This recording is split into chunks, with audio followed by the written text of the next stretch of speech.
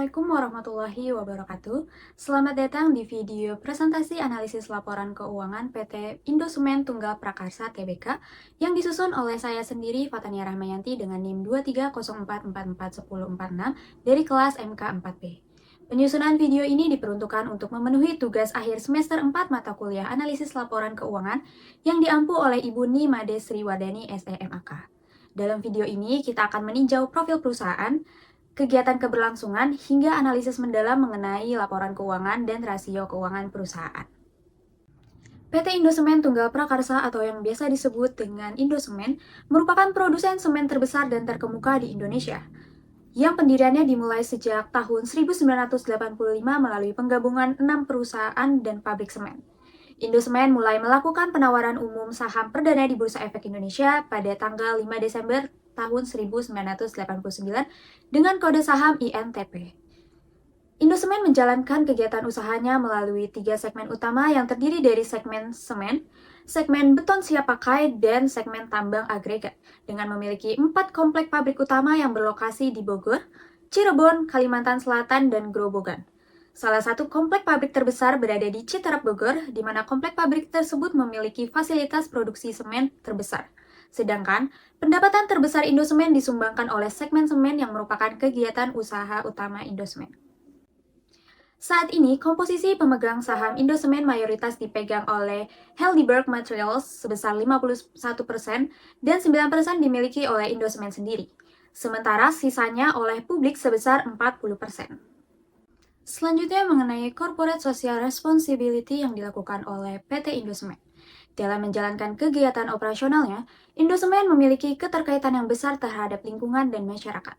Melalui visi CSR-nya, Indosemen berkomitmen untuk menjadi perusahaan yang dikenal memiliki reputasi yang baik melalui kontribusinya terhadap pembangunan berkelanjutan dengan meningkatkan kemandirian masyarakat dan menjaga kelestarian lingkungan agar tercipta hubungan yang harmonis dengan masyarakat. Oleh karena itu, Indosemen menjalankan berbagai program CSR yang dirancang untuk meningkatkan nilai tambah sosial dan lingkungan yang berkelanjutan. Program CSR yang dijalankan oleh Indosemen terdiri dari 1. Sabarah atau Sampah Jadi Barah, di mana ini merupakan program pemanfaatan sampah masyarakat sebagai bahan alternatif dalam proses pembuatan semen. Program ini tidak hanya membantu dalam mengurangi ketergantungan proses produksi terhadap bahan bakar fosil, tetapi juga membantu dalam menekan emisi karbon yang dihasilkan selama proses produksi. Pada tahun 2024, Indosemen berhasil menurunkan emisi CO2 sebesar 3,14% dibandingkan tahun sebelumnya melalui pelaksanaan program Sabara. Selain dampak lingkungan, program ini juga menciptakan peluang usaha lokal melalui kerjasama dalam pengumpulan dan pengelolaan sampah masyarakat. Program CSR kedua dari Indosemen yaitu Sawargi Swadaya 45, yaitu program pengembangan bahan bakar alternatif dari limbah industri seperti ban bekas dan limbah cair yang digunakan untuk pengganti batu bara dalam proses produksi clinker. Melalui program ini, Indosemen tidak hanya berkontribusi terhadap ekonomi sirkular, tetapi juga telah melakukan peluang bagi masyarakat dengan melibatkan UMKM dan pengelolaan limbah lokal. Program CSR yang ketiga dari Indosemen yaitu Pusat Penelitian, Pelatihan, dan Pengembangan Masyarakat atau P4M, di mana ini merupakan program yang memberikan pelatihan secara praktis di bidang pertanian, peternakan, dan perikanan serta dibekali keterampilan dan dukungan modal untuk memulai usaha sendiri setelah lulus dari pelatihan. Hal ini tentunya membantu menciptakan masyarakat yang mandiri secara ekonomi terutama di sekitar wilayah operasional pabrik. Selain CSR, tentunya PT Indosemen mendukung mengenai program keberlanjutan, di mana Indosemen menjalankan pendekatan keberlanjutan sebagai bagian penting dari strategi bisnis perusahaannya. Pada tahun 2024, Indosemen mengusung tema keberlanjutan New Way for Sustainable Future, yang menandakan perubahan strategis perusahaan dalam menghadapi tantangan global, termasuk perubahan iklim, efisiensi sumber daya, dan kesejahteraan masyarakat. Hal ini juga mencerminkan tekad Indosemen untuk mencapai pertumbuhan jangka panjang yang ramah lingkungan dan berdaya saing. Dalam kegiatan operasionalnya, PT Indosemen telah melakukan kegiatan keberlanjutan salah satunya melalui pengurangan emisi dan energi bersih, di mana pada tahun 2024, Indosemen telah berhasil menurunkan emisi CO2 skop 1 menjadi 617 kg per ton atau menurun sebesar 1,1% dibandingkan tahun sebelumnya.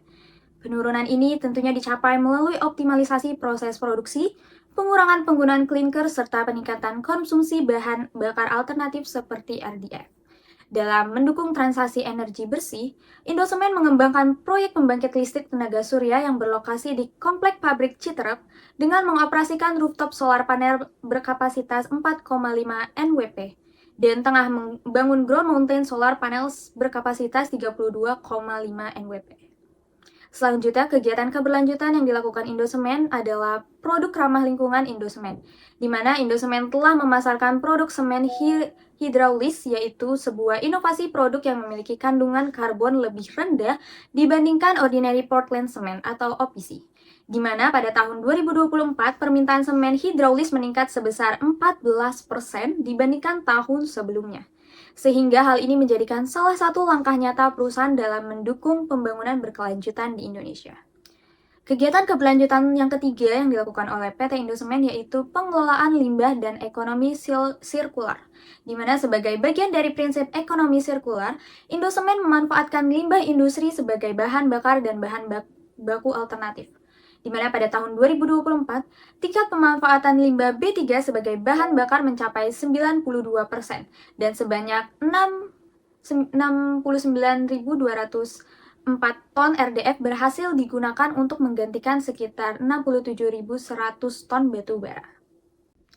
Kegiatan keberlanjutan yang keempat yaitu konservasi air dan rehabilitas lahan, di mana Indosemen mencatat efisiensi penggunaan air sebesar 13,9% pada tahun 2024 melalui sistem daur ulang air dan optimalisasi proses produksinya. Selain itu, emisi limbah air tetap terjaga jauh di bawah ambang batas baku mutu. Untuk reklamasi lahan bekas tambang, perusahaan telah menanamkan lebih dari 26.000 pohon di berbagai wilayah operasionalnya sebagai bagian dari program konservasi.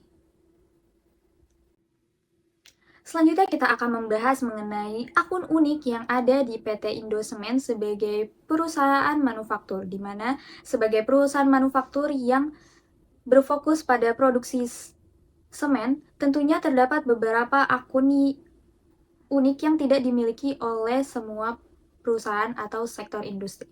Di mana di sini akun unik yang pertama yang ada di PT Indosemen yaitu uang muka pelanggan jangka pendek pihak ketiga, di mana ini merupakan salah satu akun yang berada di liabilitas jangka pendek PT Indosemen, di mana dalam pelaporan keuangan PT Indosemen Tunggal Prakarsa, akun uang muka pelanggan merupakan akun yang mencerminkan penerimaan dana dari pelanggan sebelum pengiriman barang atau penyelesaian jasa, di mana akun ini dicatat sebagai liabilitas jangka pendek. Akun ini berfungsi sebagai jaminan pembayaran yang diberikan oleh pelanggan terhadap pembelian produk seperti semen atau beton siap pakai, dalam jumlah besar atau untuk proyek tertentu. Dalam konteks operasional Indosemen yang melayani berbagai proyek infrastruktur dan konstruksi skala besar, perusahaan seringkali menerima uang jaminan di awal sebagai bentuk komitmen pelanggan sebelum produk dikirimkan. Akun ini cukup penting karena memberikan perlindungan bagi perusahaan terhadap risiko gagal bayar dan mencerminkan sifat transaksi yang berbasis proyek serta pembayaran bertahap. Akun unik kedua yaitu beban akrual jangka pendek yang berada di liabilitas jangka pendek, di mana akun beban akrual jangka pendek dicatat sebagai bagian liabilitas jangka pendek, di mana merupakan kewajiban yang diakui untuk biaya-biaya yang telah terjadi namun belum dibayar pada akhir periode pelaporan. Akun ini mencerminkan pengakuan akuntansi berbasis akrual, di mana perusahaan tetap mencatat beban meskipun aktualnya akan dilakukan di kemudian. Beban akrual biasanya mencakup pos-pos seperti gaji dan upah yang belum dibayar, bunga yang masih harus dibayar, beban utilitas, serta berbagai biaya operasional lainnya yang jatuh tempo dalam waktu dekat. Dalam konteks INTP sebagai perusahaan manufaktur besar dengan proses operasional yang kompleks, akun akrual memiliki peran penting dalam mencerminkan secara akurat semua kewajiban biaya yang sudah terjadi atas produksi, distribusi, serta kegiatan pendukung lainnya. Akun unik ketiga yaitu provisi biaya pembongkaran aset tetap jangka panjang, di mana ini merupakan bagian dari liabilitas jangka panjang. Akun provisi biaya pembongkaran aset tetap jangka panjang merupakan kewajiban estimasi jangka panjang yang berkaitan dengan tanggung jawab perusahaan untuk membongkar dan merestorasi fasilitas fisik tertentu di akhir masa manfaat aset, seperti terminal semen dan batching plant. Hal ini menunjukkan adanya pengakuan tanggung jawab atas biaya lingkungan dan legal di masa mendatang terkait pemulihan lokasi aset tetap tersebut. Estimasi ini didasarkan pada penilaian internal atas biaya yang mungkin dikeluarkan ketika fasilitas-fasilitas ini harus dihentikan operasionalnya dan dibongkar sesuai dengan ketentuan hukum atau standar lingkungan hidup. Lalu akun unik terakhir yang ada di PT Indosemen yaitu Provisi Restorasi dan Rehabilitasi Jangka Panjang, di mana ini merupakan bagian dari liabilitas jangka panjang. Akun Provisi Restorasi dan Rehabilitasi Jangka Panjang merupakan estimasi kewajiban perusahaan terhadap pemulihan lingkungan akibat aktivitas pertambangan, khususnya penambangan batu kapur dan teras sebagai bahan baku utama semen. Provisi ini dibentuk berdasarkan prinsip kehati-hatian akuntansi dan kewajiban hukum yang mengharuskan perusahaan melakukan reklamasi dan restorasi pada lahan bekas tambang sesuai dengan peraturan lingkungan hidup yang berlaku di Indonesia. Emisi biaya tersebut umumnya diakui sejak awal masa tambang dan dicatat sebagai bagian dari liabilitas jangka panjang, lalu direalisasikan secara bertahap seiring dengan pelaksanaan reklamasi. Selanjutnya kita akan memasuki pembahasan analisis horizontal, di mana dalam analisis horizontal ini saya akan menggunakan dua laporan, yaitu laporan posisi keuangan dan laporan laba rugi yang masing-masingnya akan saya jelaskan 5 akun yang terjadi kenaikan atau penurunan signifikan pada tahun 2023 ke tahun 2024. Yang pertama, saya akan membahas mengenai laporan posisi keuangan terlebih dahulu, di mana akun pertama yang akan saya bahas yaitu mengenai akun kas dan setara kas, di mana akun kas dan setara kas ini mengalami peningkatan signifikan sebesar 1.311.174 triliun atau sebesar 41,17% dari tahun 2023 ke tahun 2024. Di mana kenaikan ini terutama disebabkan oleh peningkatan penempatan deposito jangka pendek dari 918.492 miliar menjadi 2.528.712 triliun. Hal ini menunjukkan strategi manajemen likuiditas yang lebih agresif melalui penempatan dana pada instrumen yang memberikan imbal hasil lebih tinggi, namun tetap memiliki resiko yang rendah. Dalam CALK, disebutkan bahwa deposito ditempatkan pada berbagai bank nasional dan asing dengan tingkat bunga yang meningkat, di mana hal ini mencerminkan keputusan investasi jangka pendek yang efisien. Akun selanjutnya yaitu piutang usaha pihak berelasi, di mana akun ini menunjukkan penurunan drastis sebesar 76,35% dari 29.655 miliar pada tahun 2023 menjadi 7.015 miliar pada tahun 2024. Penurunan ini menunjukkan bahwa perusahaan telah melakukan pelunasan signifikan terhadap piutang dagangnya dari entitas berelasi atau menurunkan intensitas transaksi penjualan ke pihak-pihak dalam grup usaha. Berdasarkan CALK, piutang usaha ini terutama berasal dari entitas seperti APA, ACE, dan entitas anak lainnya. Penurunan ini mencerminkan perbaikan dalam manajemen modal dan efisiensi dalam pengelolaan hubungan dalam grup. Selain itu, hal ini juga bisa dipandang sebagai bentuk penguatan independensi operasional antar entitas dalam grup sekaligus menurunkan potensi risiko piutang tak tertagih dari pihak entitas atau pihak berelasi. Akun yang ketiga yaitu pajak dibayar di muka, di mana pada akun ini terjadi lonjakan dari 6.677 miliar di tahun 2023 menjadi 41.216 miliar di tahun 2024, atau meningkat lebih dari 5 kali lipat. Peningkatan tajam ini dijelaskan dalam CLK yang menyebutkan bahwa komponen utama pajak dibayar di muka terdiri dari lebih banyak pembayaran PPh pasal 25 dan PPh pasal 21 serta PPN lebih bayar yang belum direstitusi. Hal ini bisa disebabkan oleh dua hal. Yang pertama, adanya pembayaran pajak secara lebih awal untuk menghindari sanksi atau memanfaatkan fasilitas insentif perpajakan. Dan yang kedua, adanya akumulasi klaim restitusi pajak yang belum disetujui oleh otoritas pajak. Kenaikan yang signifikan dalam akun ini juga dapat menandakan bahwa perusahaan memiliki ekspektasi beban pajak lebih besar atau strategi fiskal tertentu yang diterapkan untuk mendistribusikan kewajiban pajak secara lebih merata antar periode. Lalu selanjutnya yaitu akun utang pajak, di mana utang pajak mengalami penurunan sebesar 163.488 miliar dari 447.680 miliar pada tahun 2023 menjadi 284.192 miliar pada tahun 2024. Berdasarkan CLK, penurunan ini terutama terjadi pada akun pajak lainnya, terutama PPN dan PPh pasal 23.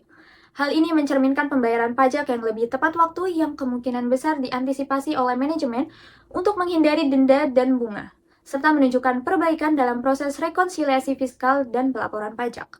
Selain itu, penurunan ini juga dapat mencerminkan dampak dari proses keberatan dan restitusi pajak yang dimenangkan oleh entitas anak seperti PT Pionir Beton Industri.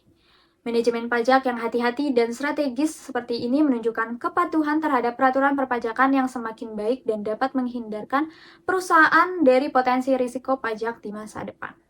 Lalu akun yang terakhir dari laporan posisi keuangan yaitu provisi biaya pembongkaran aset tetap jangka panjang, di mana pada tahun 2024, provisi biaya pembongkaran aset tetap jangka panjang meningkat sebesar 36.200 miliar atau sebesar 51,69% dibandingkan tahun sebelumnya. Kenaikan ini mencerminkan penyesuaian estimasi atas kewajiban perusahaan untuk membongkar dan memulihkan fasilitas terminal semen dan batching plant di masa depan. Menurut CALK, provisi ini dihitung berdasarkan nilai kini dari biaya masa depan dengan mempertimbangkan tingkat diskonto atau asumsi waktu pembongkaran. Estimasi tersebut dapat berubah seiring perkembangan teknologi, regulasi lingkungan, dan kebijakan perusahaan. Beban pembongkaran ini diakui sebagai bagian dari nilai aset tetap dan sebagai liabilitas jangka panjang. Peningkatan provisi menunjukkan pendekatan konservatif dalam mengantisipasi tanggung jawab lingkungan. Hal ini juga menegaskan komitmen Indosemen terhadap keberlanjutan dan kepatuhan hukum. Pengakuan provisi yang memadai memberikan kepastian bagi pemangku kepentingan akan kesiapan perusahaan memenuhi tanggung jawab ekologisnya. Hal ini juga sejalan dengan praktik tata kelola perusahaan yang baik atau good corporate governance, dan secara keseluruhan kenaikan ini mencerminkan manajemen risiko yang proaktif dan tanggung jawab sosial perusahaan. Selanjutnya yaitu laporan laba rugi, di mana akun yang pertama yang akan saya bahas yaitu mengenai penjualan dan pendapatan usaha, di mana pendapatan neto mengalami kenaikan sebesar 598.978 miliar atau sebesar 3,34% dari 17.949.756 triliun pada tahun 2023 menjadi 18.584.734 triliun pada tahun 2024.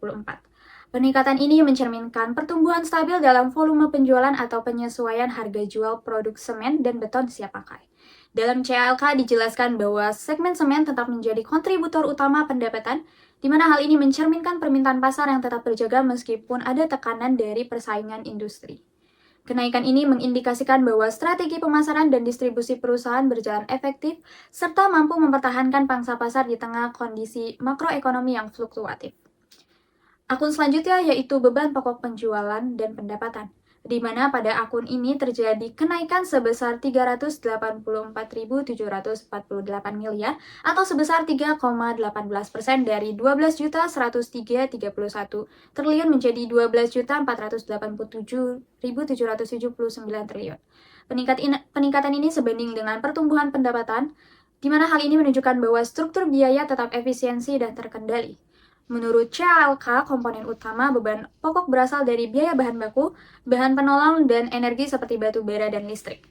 Stabilnya persentase kenaikan ini mengindikasikan efektivitas perusahaan dalam menjaga margin laba kotor di tengah tekanan harga bahan baku global dan fluktuasi nilai tukar. Akun selanjutnya yaitu akun pendapatan keuangan, di mana akun ini terjadi penurunan signifikan sebesar 48.228 miliar atau setara dengan 26,56% dari 181.550 miliar menjadi 133.332 miliar. Penurunan ini kemungkinan besar berasal dari penurunan imbal hasil atas deposito atau investasi jangka pendek, meskipun saldo kas dan setara kas perusahaan terjadi peningkatan. Hal ini bisa mencerminkan adanya perubahan portofolio investasi yang lebih konservatif atau tren penurunan suku bunga pada instrumen keuangan yang dipilih. Penurunan ini berdampak langsung pada total pendapatan non-operasional meskipun secara keseluruhan belum mengganggu stabilitas laba bersih. Akun selanjutnya yaitu beban bunga dan keuangan, di mana pada akun ini terjadi lonjakan yang sangat tajam sebesar 121.059 miliar atau setara dengan 200,09%. Dari 60.503 miliar menjadi 181.562 miliar. Lonjakan ini terutama berasal dari pengakuan beban bunga dan liabilitas sewa, serta provisi jangka panjang, seperti biaya pembongkaran aset tetap yang sesuai dengan ketentuan PSAK nomor 73 dan PSAK 57. Meskipun perusahaan tidak memiliki utang berbunga konvensional dalam jumlah besar, kewajiban akuntansi atas sewa dan provisi menghasilkan beban keuangan yang signifikan. Peningkatan ini berpotensi menekan laba operasional jika tidak diimbangi oleh pertumbuhan pendapatan atau efisiensi biaya lain. Selanjutnya akun yang terakhir yaitu beban lainnya, di mana pada akun ini terjadi penurunan sebesar 10.661 miliar atau setara dengan 27,83% dari 38.122 miliar menjadi 27.511 miliar di tahun 2024. Penurunan ini menunjukkan efisiensi dalam pengeluaran non-operasional seperti kerugian pelepasan aset, penalti atau beban litigasi. Walaupun nilai akun ini relatif kecil dibandingkan total pendapatan dan biaya lainnya, pengurangan beban ini tetap berdampak positif terhadap laba sebelum pajak. Ini juga mencerminkan pengelolaan aktivitas non-inti perusahaan yang lebih berhati-hati dan efisien. Selanjutnya kita memasuki analisis vertikal. Dan analisis kali ini saya akan menggunakan dua laporan juga, yaitu laporan posisi keuangan dan laporan laba rugi. Yang masing-masing di dalam laporan tersebut akan saya jelaskan 5 akun.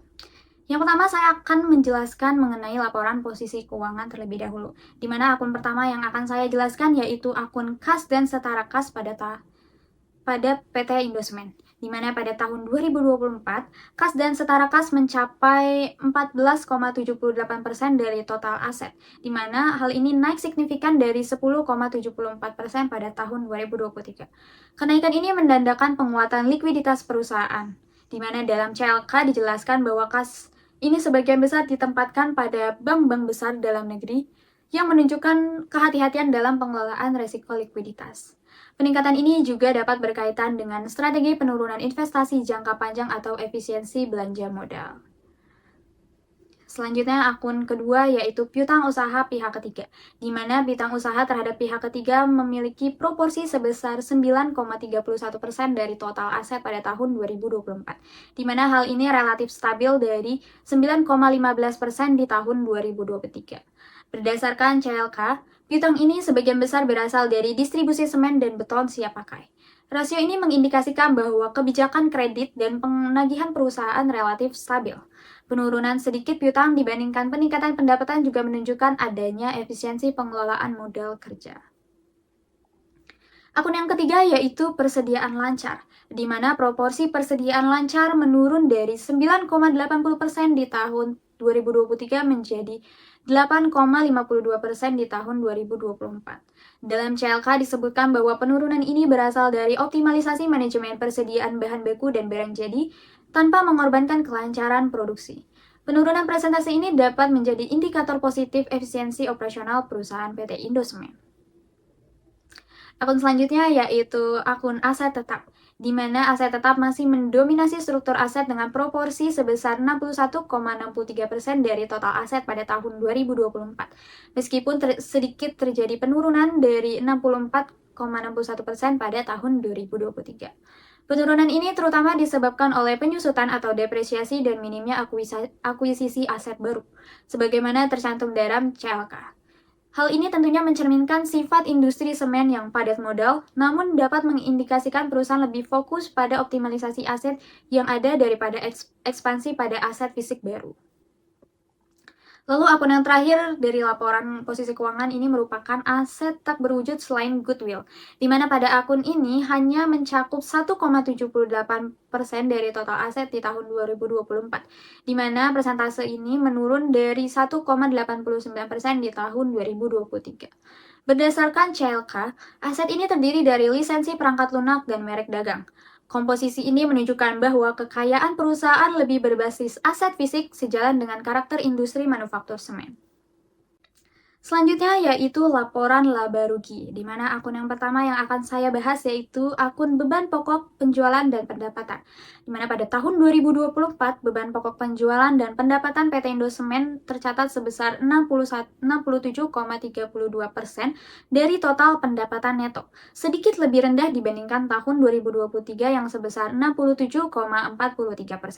Meskipun secara nominal terjadi peningkatan beban pokok, secara proporsional terhadap pendapatan terjadi penurunan, di mana hal ini mencerminkan efisiensi dalam struktur biaya produksi. Berdasarkan CLK, komponen utama beban ini terdiri dari bahan bakar dan listrik, bahan baku, bahan tenaga kerja langsung, dan beban pabriksasi lainnya. Penurunan beban pengepakan dari 1.023 miliar menjadi 900 miliar juga turut mendukung efisiensi biaya. Hal ini tentunya menandakan bahwa perusahaan mampu mengelola fluktuasi harga energi dan bahan baku secara efektif, menjaga tingkat profitabilitas meski berada di industri yang sangat sensitif terhadap biaya produksi. Akun selanjutnya yaitu akun laba bruto, di mana jumlah proporsi laba bruto pada tahun 2024 mencapai 32,68% dari total pendapatan neto, di mana hal ini meningkat dari 32,57% pada tahun 2023. Peningkatan margin laba bruto ini menunjukkan adanya perbaikan efisiensi operasional dan pengendalian biaya yang baik di tengah kenaikan pendapatan. Berdasarkan informasi dalam CLK, peningkatan laba bruto ini terutama dipengaruhi oleh pengendalian atas biaya produksi, termasuk turunnya beban pengepakan serta manajemen energi dan distribusi yang lebih efisiensi. Meskipun peningkatan secara presentasi hanya 0,11%, hal ini mencerminkan keberhasilan perusahaan dalam mempertahankan struktur biaya tetap stabil meski menghadapi tantangan pasar yang dinamis. Kinerja ini menjadikan indikator penting dalam mengukur efisiensi lini produksi perusahaan Indosemen. Akun selanjutnya yaitu beban penjualan, di mana beban penjualan pada tahun 2024 tercatat sebesar 16,09% dari pendapatan neto, sedikit menurun proporsinya dari tahun 2023 yang sebesar 16,16%. Penurunan proporsi ini menunjukkan adanya efisiensi dalam pengelolaan penjualan meskipun secara nominal terjadi peningkatan. Sesuai dengan CLK, komponen terbesar beban penjualan berasal dari biaya transportasi dan bongkar muatan, penyusutan, gaji dan kesejahteraan karyawan, serta biaya iklan dan promosi yang meningkat signifikan dari 49 miliar pada tahun 2023 menjadi 94 miliar pada tahun 2024. Meskipun terjadi peningkatan pada pos promosi, keberhasilan perusahaan dalam pengelolaan biaya logistik dan distribusi secara efisien memungkinkan beban ini tetap terkendali. Hal ini tentunya mencerminkan strategi pemasaran yang agresif namun tetap efisien dalam sisi pengeluaran. Akun selanjutnya yaitu beban umum dan administrasi, di mana akun beban umum dan administrasi pada tahun 2024 proporsinya sebesar 3,99% dari pendapatan neto, di mana hal ini sedikit menurun dibandingkan tahun 2023 yang sebesar 4,05%. Penurunan proporsi ini mencerminkan keberhasilan perusahaan dalam menjaga efisien pengeluaran administrasi. Berdasarkan CLK, pos ini didominasi oleh gaji dan kesejahteraan karyawan, honorarium tenaga ahli, serta penyusutan aset tetap terkait administrasi. Penurunan dalam presentasi beban ini menunjukkan bahwa peningkatan pendapatan perusahaan lebih besar dibandingkan peningkatan beban administrasi, sehingga efisiensi administrasi tetap terjaga meskipun perusahaan terus berkembang. Hal ini tentunya merupakan indikator positif dari manajemen operasional yang efisien dan disiplin dalam pengendalian biaya tidak langsung. Akun yang terakhir yang akan saya jelaskan dari laporan laba rugi yaitu pendapatan pajak, di mana pada tahun 2024, perusahaan mencatat beban pajak sebesar 2,41 45% dari total pendapatan, di mana proporsi ini sedikit menurun dari tahun 2024 yang sebesar 2,49%. Beban ini terdiri dari pajak penghasilan kini dan tangguhan sesuai dengan yang diungkapkan dalam CLK. Penurunan ini disebabkan oleh berbagai faktor seperti pemanfaatan penghasilan yang dikenakan pajak final, pengaruh perbedaan tarif pajak antar entitas anak, serta konsolidasi dari bagian laba entitas asosiasi. Meskipun laba tahun berjalan meningkat, rasio beban pajak terhadap pendapatan tetap stabil, yang mana hal ini mencerminkan keberhasilan perusahaan dalam melakukan perencanaan pajak yang efektif dan menjaga kewajiban fiskal tetap proporsional dengan pertumbuhan usahanya. Selanjutnya akan memasuki pembahasan mengenai analisis rasio, di mana di analisis rasio ini saya akan menjelaskan 3 rasio, yaitu rasio likuiditas, rasio solvabilitas, dan rasio profitabilitas. Di mana di masing-masing rasio tersebut saya akan menjelaskan 2 komponen utama dalam rasio tersebut. Rasio pertama yang akan saya bahas mengenai rasio likuiditas, di mana dalam rasio ini saya akan membahas mengenai current ratio dan quick ratio. Yang pertama mengenai current ratio atau rasio lancar, di mana current ratio ini mengalami peningkatan dari 1,2 pada tahun 2023 menjadi 1,45 pada tahun 2024. Kenaikan ini menunjukkan bahwa perusahaan memiliki kemampuan yang semakin baik dalam memenuhi kewajiban jangka pendeknya menggunakan aset lancarnya. Hal ini mencerminkan pengelolaan modal kerja yang lebih sehat dan peningkatan likuiditas.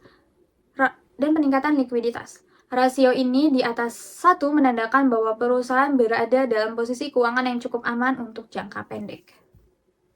Lalu rasio selanjutnya dari likuiditas yaitu quick ratio atau rasio cepat, di mana quick ratio juga menunjukkan perbaikan signifikan dari 0,86 menjadi 1,09. Rasio ini mengukur kemampuan perusahaan memenuhi kewajiban jangka pendeknya tanpa mengandalkan nilai persediaan. Peningkatan ini mencerminkan bahwa sebagian besar aset lancar perusahaan cukup likuid, terutama kas, setara kas, dan piutang usaha. Hal ini tentunya menunjukkan peningkatan kemampuan perusahaan dalam memenuhi kewajiban jangka pendek secara lebih likuid dan cepat, bahkan tanpa harus menjual stok barang yang dimiliki perusahaan. Rasio selanjutnya yaitu rasio solvabilitas, di mana di sini yang pertama saya akan menjelaskan mengenai debt to asset ratio, di mana rasio ini merupakan rasio utang terhadap total aset yang juga menunjukkan perbaikan dari 0,29 pada tahun 2023 menjadi 0,27 pada tahun 2024. Ini berarti hanya 27% dari total aset yang didanai oleh hutang, sementara sisanya berasal dari modal sendiri. Rasio ini memperkuat sinyal bahwa perusahaan memiliki struktur modal yang stabil dan resiko keuangan yang rendah, serta memiliki fleksibilitas keuangan yang lebih besar untuk menghadapi tekanan ekonomi atau melakukan ekspansi di masa depan. Lalu, rasio kedua dari solvabilitas yaitu debt to equity ratio, di mana ini merupakan rasio utang terhadap ekuitas. Pada rasio ini terjadi penurunan dari 0,41 pada tahun 2023 menjadi 0,38 pada tahun 2024. Di mana penurunan ini menunjukkan perusahaan mengurangi ketergantungannya terhadap pendanaan eksternal atau hutang dan lebih banyak dibiayai oleh modal sendiri.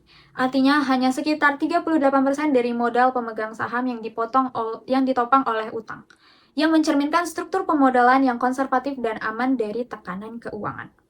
Perusahaan mempertahankan struktur keuangan yang sehat dan relatif tidak agresif terhadap pembiayaan berbasis utang. Lalu penjelasan rasio yang terakhir yaitu mengenai rasio profitabilitas, di mana rasio pertama yang akan saya jelaskan mengenai return on asset, di mana ROA ini pada tahun 2024 angkanya relatif stabil sekitar 7,26%, di mana hal ini menunjukkan bahwa perusahaan memiliki kemampuan yang konsisten dalam menghasilkan laba dari setiap aset yang dimilikinya. Peningkatan tipis dari 7,25% menjadi 7,26% mencerminkan efisiensi pengelolaan aset yang tetap terjaga, meskipun total aset meningkat dari tahun sebelumnya. Hal ini menandakan bahwa perusahaan mampu memanfaatkan aset secara efektif dalam menghasilkan laba bersih operasional. Lalu rasio yang terakhir yaitu return on equity atau ROE, di mana pada tahun 2024 mengalami penurunan kecil dari 9,62% menjadi 9,32%, yang menunjukkan bahwa meskipun laba bersih perusahaan terjadi kenaikan, peningkatan ekuitas lebih besar secara proporsional.